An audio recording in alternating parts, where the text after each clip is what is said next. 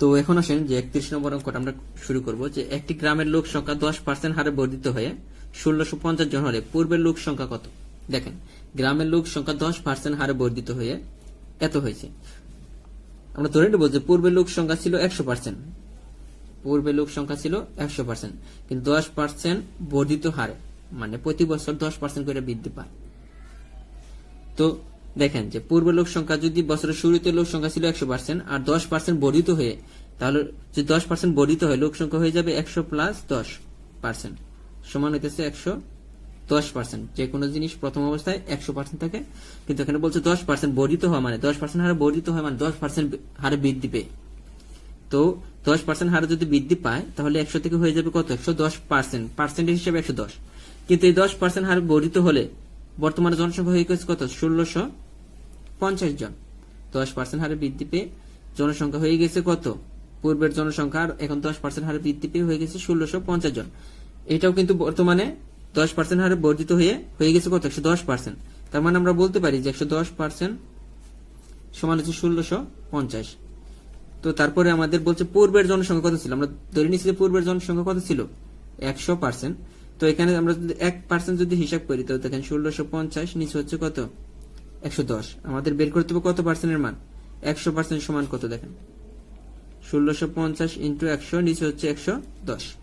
তো কাটাকাটি করার সিস্টেম দেখেন, এই 0 0 কাটা, এই 11 যায় 16 মধ্যে একবার, যদি 16 থেকে 11 বিয়োগ করেন তাহলে থাকে 5, আর এখানে একটা আছে 5, 55, 5 11 55। তাহলে দেখেন আমাদের হচ্ছে কত, 1500। তো 10% হারে বর্ধিত হওয়ার ফলে তো বর্তমানে জনসংখ্যা কত, 1650 জন হলে তাহলে পূর্বে কত ছিল, 1500 জন। তো অ্যান্সার কিন্তু এইটাই চলে আসবে। এর চেয়ে সহজ পদ্ধতি আসলে নেই। তো 10% বৃদ্ধি পেয়েছে, বর্ধিত মানে 10% বৃদ্ধি পাওয়ার ফলে পূর্বে 100% ছিল, বর্তমানে হয়ে গেছে 110%। বর্তমানে জনসংখ্যা কত, 110%, কিন্তু আমাদের বর্তমানে জনসংখ্যা কত দেওয়া আছে, 1650, যেটা এই 110% এর মান। তো এই অঙ্কটা যদি আমরা বইয়ের মধ্যে দেখি, দেখেন বইয়ের মধ্যে কিন্তু সেম নিয়মে দেওয়া আছে যে 110% সমান 1650, 1% সমান এইটা, আর 100% সমান কত, একই নিয়ম।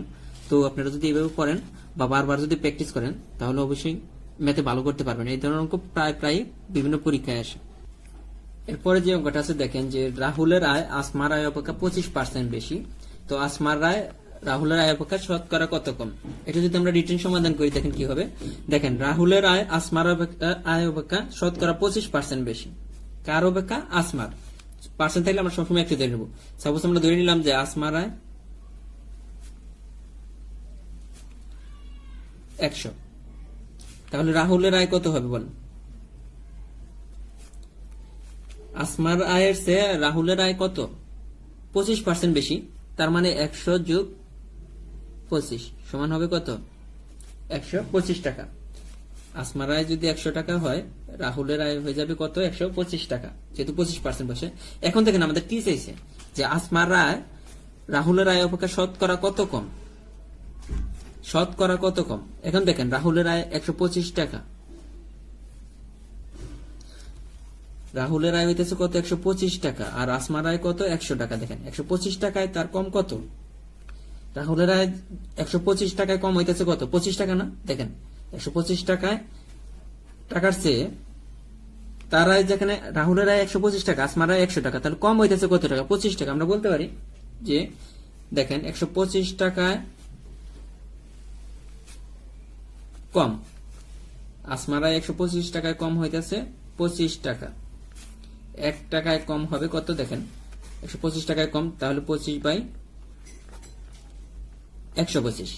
অতএব আমাদের বলতে শতকরা কত কম, তাহলে 100 টাকায় কম হবে 25 × 100 নিচে হইতেছে 125। দেখেন 5×25 100, 5×20, তাহলে হইতেছে কত, দেখেন শতকরা 20% কম। আমাদের যেটা বের হলো এটা রিটেন সমাধান। আপনার যদি রিটেনের জন্য এই অঙ্কটা খুবই ইম্পর্টেন্ট, এই জন্য আমি রিটেন সহ দেখালাম।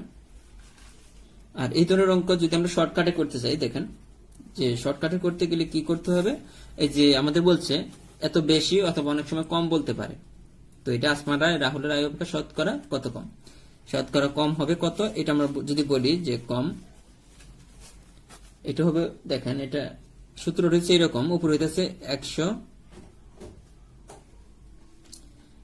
ইন্টু যত বেশি বা কম ওইটা এখানে দিতে হবে, আর নিচে যদি বেশি হয় তাহলে 100 প্লাস 25 আমরা লিখতাম। 100 প্লাস যত বেশি, যদি কম হইতো তাহলে 100 মাইনাস যত বেশি। এখানে যদি বেশি বলা আছে 100 প্লাস এটা, তার মানে 100 ইন্টু 25 আর 100 যোগ 25, এটা যে সমাধান আসবে এটি হইতেছে কি শর্টকাট যে সমাধানটা আমরা বলতেছি এটাই হবে। দেখেন 5 25 125 5 20 100 সমান কিন্তু কি 20%, একই অ্যান্সার আসবে। তো আপনারা বলবো যে প্রিলিমিনারির জন্য এটা করেন, আর রিটেনে যদি দিয়ে দেয় যেটা দেখালাম ওই সলিউশনটা আপনাকে করতে হবে। আর রিটেন ম্যাথের উপর আমাদের বই অলরেডি মানে হয়তো 2 মাস পরে বা 2.5 মাস পরে বই পাবেন, তো আমরা ওইটা নিয়ে কাজ করতেছি। আপাতত আপনারা এটা শিখে রাখেন যে 100 ইন্টু 25 এই ধরনের অঙ্ক আসলে আর 100 ইন্টু 100 যোগ 25। বইয়ের মধ্যে এই সমাধানটা দেখেন খুব সহজ দেওয়া আছে, 100 ইন্টু শতকরা কত কম বা বেশি 100 যোগ শতকরা কম বা বেশি। তো এটি সমাধান, একই সমাধান যেটা আমি করালাম। এরপরে যেটা আছে দেখেন যে মাসুদের আয় ব্যয়ের অনুপাত এত, তার মানে আমরা ধরেন এখানে আয় হচ্ছে 20 আর যেখানে ব্যয় হচ্ছে 15, বলছে তার মাসিক সঞ্চয় আয়ের শতকরা কত। দেখেন মাসিক সঞ্চয়, সে আয় করতেছে 20 টাকা, ব্যয় করতেছে 15 টাকা, তাহলে সঞ্চয় হইতেছে কত টাকা? দেখেন 5 টাকা।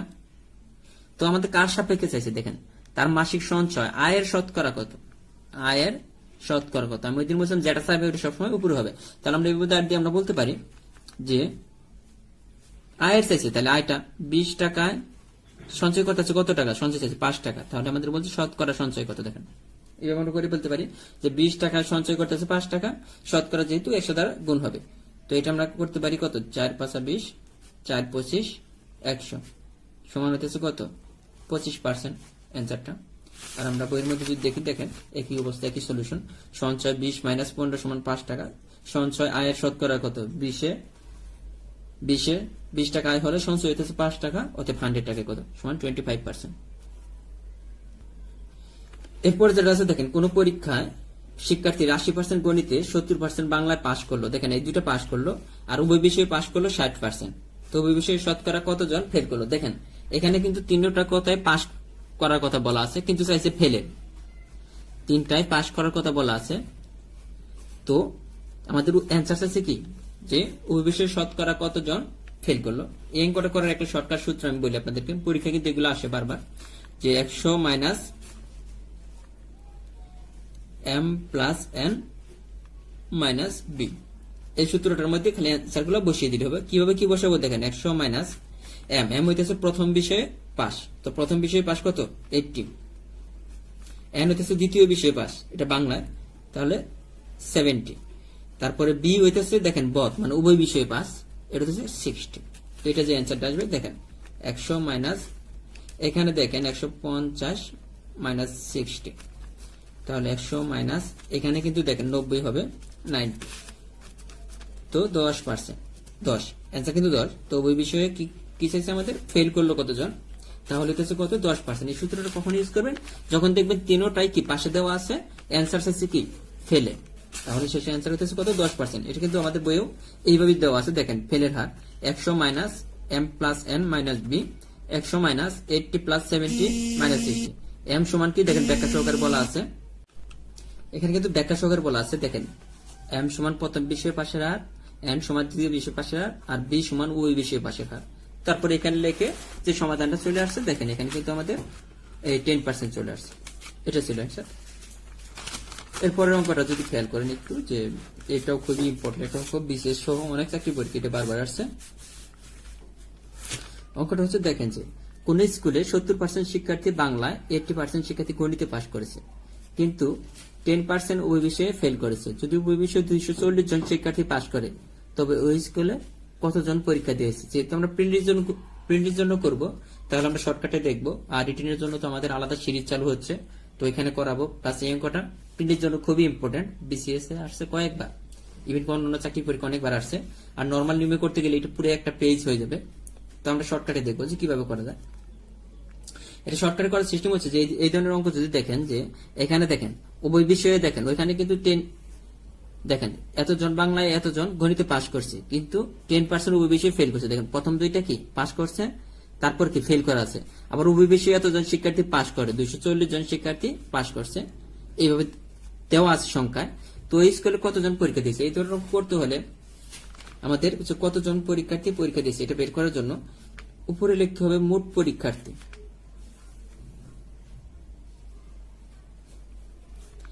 আর নিচে হবে m plus n plus b into হচ্ছে 100। এখন আসেন কি এখানে আমরা কি কি বসাবো, তাহলে এটা হচ্ছে মোট পরীক্ষার্থী। মোট পরীক্ষার্থী না, যে উভয় বিষয়ে যতজন পরীক্ষার্থী ছিল, উভয় বিষয়ে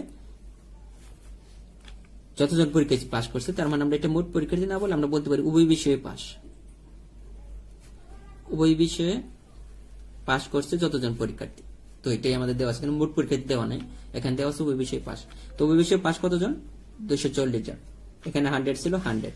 এখন m plus n plus b, এগুলা কি, এগুলা m হইতেছে প্রথম বিষয়ে ফেল, n হইতেছে দ্বিতীয় বিষয়ে ফেল, আর b হইতেছে উভয় বিষয়ে ফেল।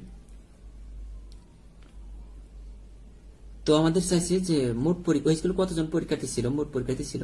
তো দেখেন m হইতেছে প্রথম বিষয়ে ফেল, দেখেন প্রথম বিষয়ে পাস করছে কত পার্সেন্ট, 70%।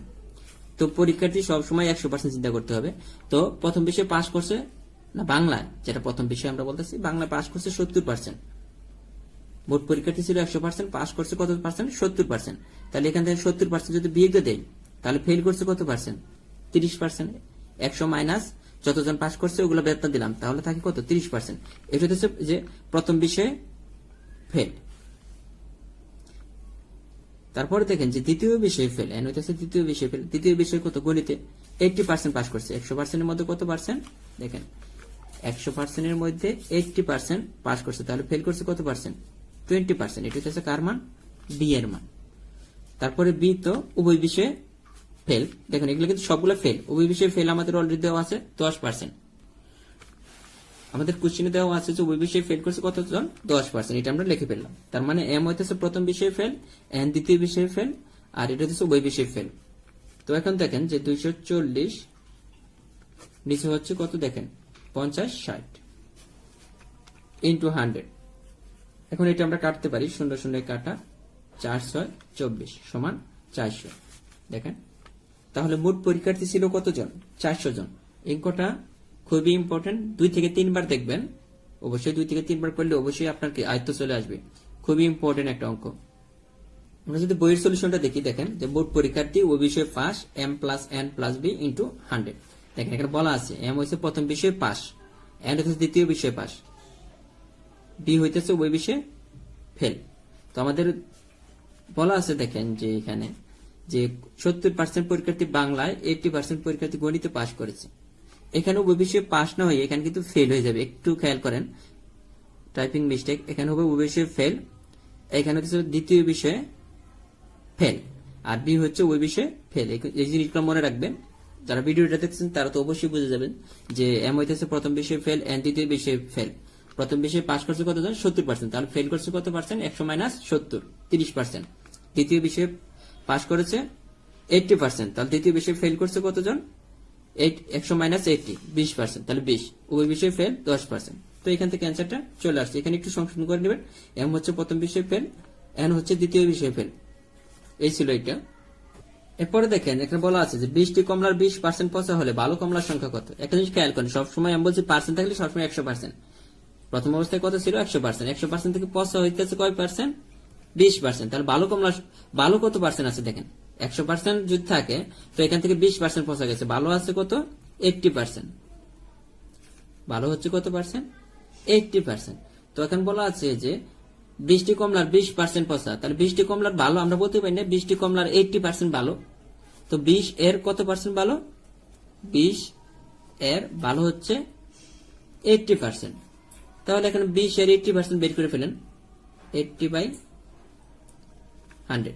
দেখেন এখন যদি কাটাকাটি করেন, 0 0 0 0 16, সরাসরি কিন্তু অ্যান্সারটা চলে আসলো 16। তাহলে ভালো কমলার সংখ্যা কত, 16টি।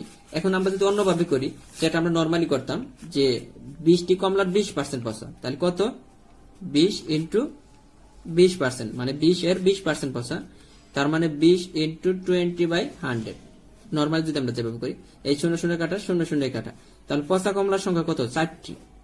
20টির মধ্যে পচা হইতেছে 4টি, তাহলে ভালো কমলার সংখ্যা হবে কত, দেখেন তাহলে 20 মাইনাস পচা কমলার, আমাদের পচা কমলার সংখ্যা আছে, ভালো কমলার সংখ্যা হচ্ছে 50টি বাদ দিয়ে দিলাম, পচা হচ্ছে 4টি, তার মানে হচ্ছে 16টি। যেভাবে করেন একই আসবে, এটা করলে সরাসরি আসবে, আর এটা করলে কি এই যে আপনার এটা বের করার পরে বিয়োগ করতে হবে।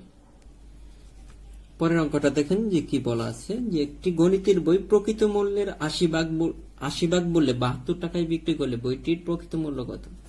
দেখেন 80 টাকার বই বিক্রি হচ্ছে 72 টাকা, তো আমরা বলতে পারি খুব সহজেই যে 80 টাকার বই বিক্রি হচ্ছে কত টাকায়? 72 টাকায়। আমাদের বলছে শতকরা, তাহলে শতকরা কত? 100 দ্বারা গুণ করতে হবে। 80 টাকার বই মানে মূল্য লেখা আছে 80 টাকা, কিন্তু বিক্রি হচ্ছে কত টাকায়? 72 টাকায়, কিন্তু শতকরা কত? তো শতকরা গুণ, তো এই 0 0 কেটে দেন, 8 9 72 সমান কত টাকা? 90 টাকা। এটা কিন্তু আমাদের এই অ্যান্সারটা কিন্তু আছে এখানে। তো আমরা বইয়ের মধ্যে যদি দেখি সমাধানটা ঠিক এইভাবেই করা আছে।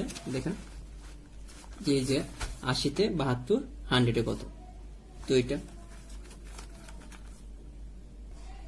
এরপরে দেখেন যে 120 জন ছাত্রের মধ্যে 30 জন ফেল করলে পাশের হার কত? একটা জিনিস খেয়াল করুন তো, 120 জন ছাত্র 30 জন ফেল করছে, তাহলে পাস করছে কতজন? দেখেন,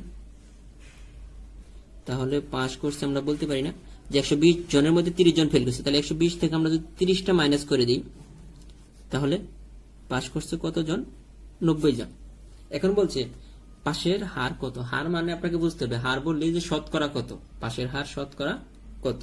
তো আমরা বলতে পারি না যে আগের মতোই দেখেন 120 জনের মধ্যে পাস করছে কতজন? 90 জন। 120 জনের মধ্যে পাস করছে 90 জন, তাহলে যেহেতু হার বলছে তাহলে শতকরা কত? তো এরকম হবে 0 0, 5 দ্বিগুণে 10, 6 দ্বিগুণে 12, আর 6 15 90। দেখেন 5 15 কত?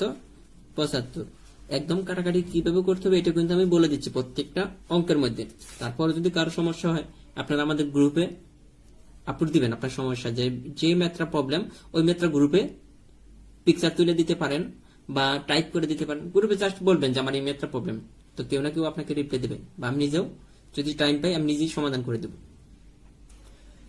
এরপর যে অঙ্কটা আছে আমরা সমাধান করব, সহজ একটা অঙ্ক। এই ধরনের একটা অঙ্ক এর আগে আমরা সমাধান করছি, বাট খুব কমন একটা অঙ্ক। এর আগে একটা কথা বলি যে আমাদের যে বইটা, তো এতটুকু বলবো আমাদের বইটাতে যেভাবে ম্যাথগুলো সমাধান করা আছে, আপনি বাজারে অনেক বই আছে চাকরির বা ম্যাথের, সবার কাছে 2 3টা 4টা 5টা করে বই আছে, তো একটু মিলিয়ে দেখবেন যে আমাদের সমাধানগুলা, এই যে আমরা এটা তো প্রিলি প্লাস রিটেন, এরপর তো রিটেনের বই আমাদের আসতেছে, তো আমাদের বইটার মধ্যে যেভাবে সমাধান আছে যে 25 থেকে 30 সেকেন্ডে আপনি অঙ্ক, প্রত্যেকটা অঙ্কই এমন নিয়মে দেওয়া আছে যেটা আপনি 25 থেকে 30 সেকেন্ডে বা কোয়েশ্চেন থেকে অ্যান্সার বলতে পারবেন। আপনি যখন এই অঙ্কগুলো কয়েকবার করবেন, 4 থেকে 5 বার, আপনি নিজে অনেক অঙ্ক কোয়েশ্চেন থেকে অ্যান্সার বলে দিতে পারবেন, কোনো সমস্যা নেই। এই জন্য আমি বলতেছি যে আমাদের যে 508টা ম্যাথ আছে এগুলো আপনি বারবার প্র্যাকটিস করেন।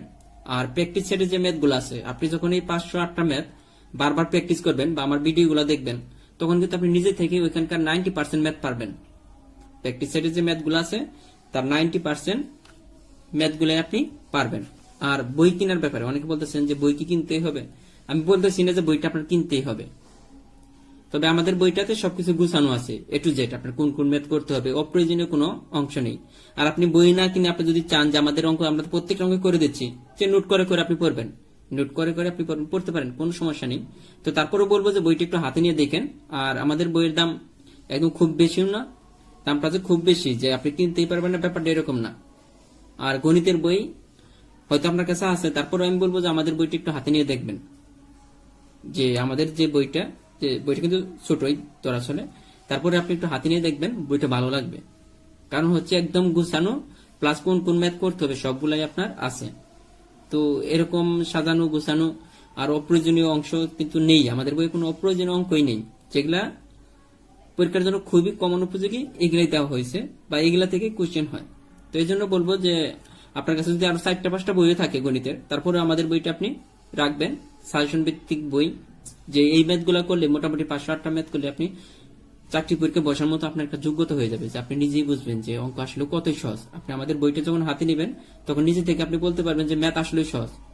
আগে থেকে আপনারা ভয় পাইতেছেন বা অনেক বড় ম্যাথের অনেক বড় বই থেকে অনেকেই হতাশ হয়ে যান যে ম্যাথ না পারলে বলি তো চাকরি হয় না, কিন্তু আমি এত ম্যাথ কিভাবে করব। তো আমাদের বইটা তারা একটু হাতে নিয়ে দেখবেন। আর একটা কথা বলি, যারা অতি পণ্ডিত ম্যাথে, তাদের জন্য আমাদের বই না, আমাদের বই হইতেছে যারা এভারেজ ম্যাথ পারে, যারা মোটামুটি চাকরি পরীক্ষা ভালো করতে চান বা চাকরিতে ম্যাথ মিলাতে পারেন না, যে একটা পরীক্ষা 20টা অঙ্ক আছে, আমি 15টা বা 12টা মিলাতে পারবো, তো তাদের জন্য আমাদের বই। অনেক আছে অতি পণ্ডিত যে খুব বেশি ম্যাথ পারেন, তো আমাদের বইটা কিন্তু ম্যাথ এক্সপার্ট হওয়ার জন্য না, চাকরি পাওয়ার জন্য। আমাদের কথা হচ্ছে যে আপনি চাকরি পাইতে হলে আপনার যতটুকু করতে হবে ঠিক ততটুকুই দেওয়া আছে আমাদের বই। এরপরে দেখেন যে বলা আছে টাকায় 3টি জিনিস ক্রয় করে টাকায় 2টি জিনিস বিক্রয় করলে শতকরা কত লাভ বা ক্ষতি হবে। দেখেন 3টা ক্রয় মূল্য 1 টাকা, আবার 2টার বিক্রয় মূল্য 1 টাকা। তো দেখেন তাহলে 2টা বিক্রি করাতে আপনার লাভ থাকতেছে কয়টা? 1টা। তো আমাদের বলছে শতকরা লাভ কত হবে, আমরা বলতে পারি না যে এখানে দেখেন যদি আমরা দেখাই যে 2টা বিক্রি করার ফলে লাভ হইতেছে 1টা, তাহলে শতকরা লাভ কত? শেষ 100 দ্বারা গুণ। তো এটা যদি কাটাকাটি করেন দেখেন 50, তার মানে শতকরা লাভ হচ্ছে কত? 50%। আর বই যে সলিউশনটা দেওয়া আছে এটাও কিন্তু খুব মানে আপনি না বুঝেই করতে পারবেন। এটার মধ্যে যদি সমান হয় ক্রয় মূল্য আর বিক্রয় মূল্য যদি সমান, দেখেন টাকায় জিনিস 3টি ক্রয় করে টাকায় 2টি বিক্রয় করে, ক্রয় মূল্য আর বিক্রয় মূল্য সমান, তখন m - n/n × 100। তো m হচ্ছে ক্রয়কৃত সংখ্যা, n হচ্ছে বিক্রিত সংখ্যা। জাস্ট মানগুলো বসিয়ে দিলে এই ফর্মুলাতে আপনি অ্যান্সারটা পেয়ে যাবেন। এরপরে যে অঙ্কটা আছে দেখেন যে আমাদের বই আছে, তো অঙ্কটা একটু খেয়াল করেন, আপনি একটু খেয়াল করেন।